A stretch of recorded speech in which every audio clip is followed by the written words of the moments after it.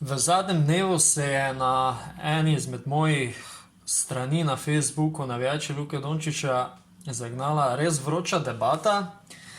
Potem, ko sem objavil vstopnico, na kateri je pač označena zadeva, da gre za prijateljsko košarkarsko tekmo med Slovenijo in Hrvaško, telemahov spektakel, in na vstopnici je cena 30 evrov. To pomeni, da ne gre za najcenejšo vstopnico in ne gre niti za najdražjo vstopnico za dotičen dogodek.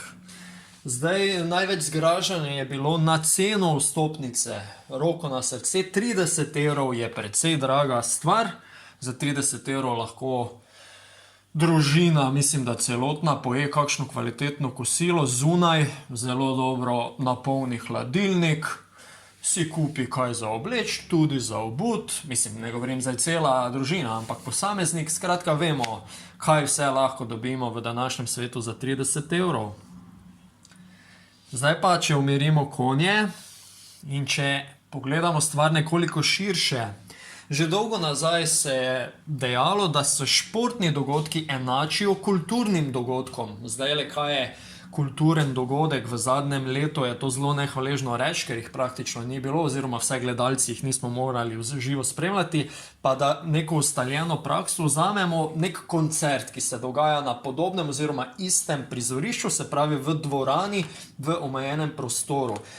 Pri koncertu gre največkrat za zadevo, če gre za tujega izvajalca, da pride enkrat, mogoče dvakrat v Slovenijo. Če gre za neko svetovno zvezdo, mogoče enkrat na 10 let. Ali pa nimamo te sreče in se moramo zapeljati v Zagreb, da bi za 2 uri in pol videli nekoga, ki si ga tako zelo želimo. In zato nam je povsem normalno, da odštejemo večjo količino denarja. Zdaj bom naredil malo reklame tukaj Eventimo in ostalim izvajalcev, ampak da dam samo eno primerjavo. Dan D in Siddharta bosta izvajala svoj nastop, se pravi koncert na enem izmed smučišč slovenskih, gre sicer za dvodnevno vstopnico, za katero je ponujeno samo stojišče in za tole vstopnico boste morali odšteti 40 evrov. Nato sem izbral koncert Petra Graša, ki bo v areni Bonifika. Sicer gre za koncert, ki bo komaj naslednje leto, ampak nema veze. Parter stojišče 21 evrov vstopnica, najdražja 29. Smo že blizu, ne? Pa imamo čist neko drugo zadevo, ne? Neko ekstravagantni dogodek. 3. avgusta se bo zgodil na Kongresnem trgu. Gre za čarobno glasbo iz Harryja Potterja.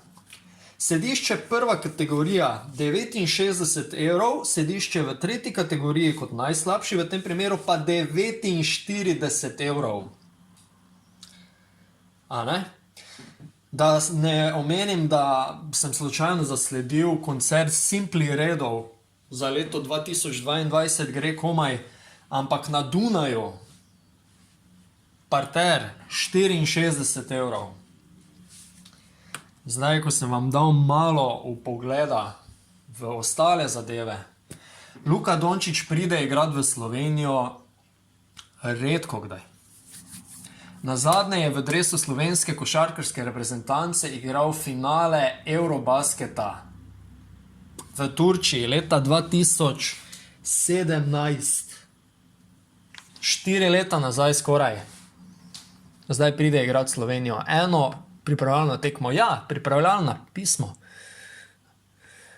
Cena 30 evrov je samo za košem. Se pravi, imate vso možnost, da izberete druge vstopnice. Na vrhu zgoraj je vstopnica 12 evrov. Veliko dostopnejša zadeva, sicer z slabšim ogledom, pa vendar. Možnost je, lahko greste dol k parketu, date 200 evrov.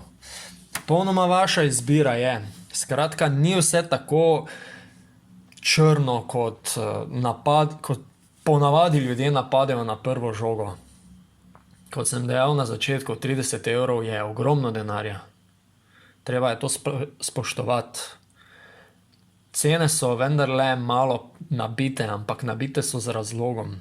Tudi ostali dogodki pa nesejo kar nekaj evrov, če se jih želimo udeležiti, še posebno, če gre nekaj za svetovne zvezde. In v tem primeru gre za svetovno zvezdo.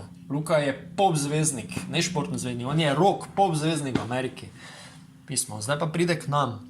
Dejstvo je, da bi bile brez njega cene vstopnic neprimerno bolj poceni in zdaj pa pač niso. Verjemte mi, 75% dvorane v petek bo prodane, toliko, koliko je dovoljeno. Žal. Živimo v kapitalizmu in tako je. To pa že ena druga tema. Skratka, to je bilo to v podcastu nazaj, ki sem ga posnel malo prej in bil objavljen tudi malo prej. Si lahko preposlušate moje misli glede tekme Litva-Slovenija oziroma ali je to sploh pravo vprašanje ali je bolj tekma med Valančunasom, Sabonisom in Luko Dončićem. Hvala, da me spremljate. Za več podobnih analiz se pa naročite na moj kanal. Lep pozdrav!